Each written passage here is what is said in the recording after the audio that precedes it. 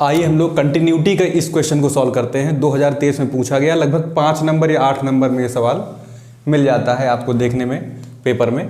तो आइए इस क्वेश्चन को हम लोग एक बार रीड करते हैं। के का मान बताना है जिसमें दिया गया फलन दिए गए बिंदु पर क्या हो, कंटिन्यूअस हो, संतत हो। और फंक्शन क्या है, f of x equal to, यदि एक्स π/2 के बराबर नहीं है, यानी π/2 से ज़्यादा हो चाहे कम हो, लेकिन π/2 के बराबर ना हो, नॉट इक्वल लिखा है, तो जो एफ ऑफ एक्स बनेगा उसका नेचर क्या होगा, एफ ऑफ एक्स इस टाइप का लिखा जाएगा। ठीक है। और जब ये एक्स इक्वल टू यहाँ पे जब π/2 रखोगे तो सीधा सीधा कितना देगा आंसर, 3 देगा। तो आपको के की वैल्यू निकालनी है, फलन क्या है, संतत है। तो मैं इसको सॉल्व करने जा रहा हूँ, देखिए इजी तरीके से, क्योंकि मैं लिख दूंगा दिया गया फलन, दिया गया फलन, ठीक है, क्या है, x बराबर π/2 पर क्या है, संतत है, दिए गए बिंदु पर। तो यही बिंदु है, ये x की जगह पर कितना हो, π/2 पर क्या है, कंटिन्यूअस है, संतत है। तो अगर संतत है कोई फंक्शन तो क्या होना चाहिए, लेफ्ट हैंड लिमिट और equal to right hand limit, ठीक है, equal to x equal to π/2 पर फलन का मान, यानी π/2, जिसको f ऑफ x ना रख के यहाँ पे सीधा सीधा वो बिंदु रखेंगे, x यहाँ पे π/2 रखेंगे, यानी f ऑफ x। तो वो x क्या होना चाहिए, π/2 होना चाहिए, यानी इसको हम लोग कहते हैं फलन का मान। ठीक है, फलन की वैल्यू किस पॉइंट पर, जो गिवन पॉइंट होगा। ठीक है, तो ये तीन चीज़ें बराबर होनी चाहिए, पहली ये, दूसरी ये, तीसरी ये। तो अगर फंक्शन कंटिन्यूअस है, तीनों चीज़ें बराबर होनी चाहिए, तो कम से कम दो को हम बराबर करने जा रहे हैं, एक राइट हैंड लिमिट लेंगे, एक वैल्यू लेंगे। ठीक है, तो फलन का जो मान है एफ ऑफ, सबसे पहले मैं एफ ऑफ π/2 ही निकाल लेता हूं। तो फलन का x बराबर π/2 पर मान, यानी एफ ऑफ π/2, सीधा सीधा दिया है सवाल में, एफ ऑफ π/2 जैसे ही x की जगह पर बैठेगा तुरंत ये अब आपका जो एफ ऑफ x है सीधा सीधा क्या दे देगा, सीधा सीधा 3। किस x के लिए देगा, π/2 के लिए देगा। ठीक है, एक बात तो ये हो गई, इसको समीकरण 1 मान लीजिए।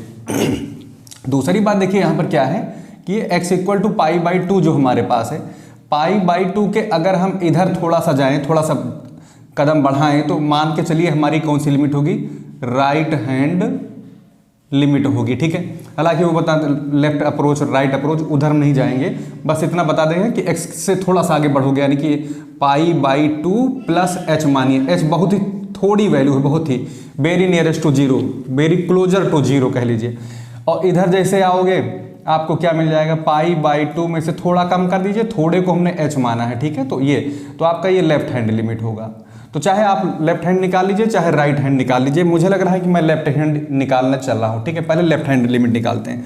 तो मैं लेफ्ट हैंड लिमिट निकालूंगा, तो देखिए h बहुत छोटी चीज़ है, तो h बहुत छोटा है अगर, तो हम किधर चले आएंगे, इधर चले आएंगे। अगर हम लेफ्ट हैंड लिमिट निकाल रहे हैं तो यहाँ पर सीधा सीधा जो आपका x होगा वो ये बनेगा, ये हिस्सा। तो x अब π/2 माइनस h है यहाँ पर। तो जब मैंने बता दिया π/2 से चाहे बड़ा हो चाहे छोटा हो, यानी सिर्फ π/2 ना हो, x नॉट इक्वल टू π/2 हो, तो आपका f ऑफ x क्या बनेगा, ये। तो x की जगह पर मैं क्या रखने जा रहा हूँ यहाँ पर, f ऑफ π/2, ठीक है, माइनस h रखने जा रहा हूँ। तो यहाँ पर क्या होगा कि अगर हम लेफ्ट हैंड लिमिट लेने जा रहे हैं तो यहाँ h हमारा क्या है, बहुत छोटा है, तो इतना रखोगे तुरंत हमारे पास, मैं करने जा रहा हूँ लिमिट h टेंड्स टू 0। ठीक है, और यहाँ पर रखूँगा f ऑफ कितना, π/2 माइनस h लूँगा। वैसे मैं यहीं पर लिमिट ले सकता था, कोई दिक्कत नहीं है। तो यहाँ पर हम चाहते तो लिख सकते थे लिमिट h, वही चीज़ h टेंड टू 0।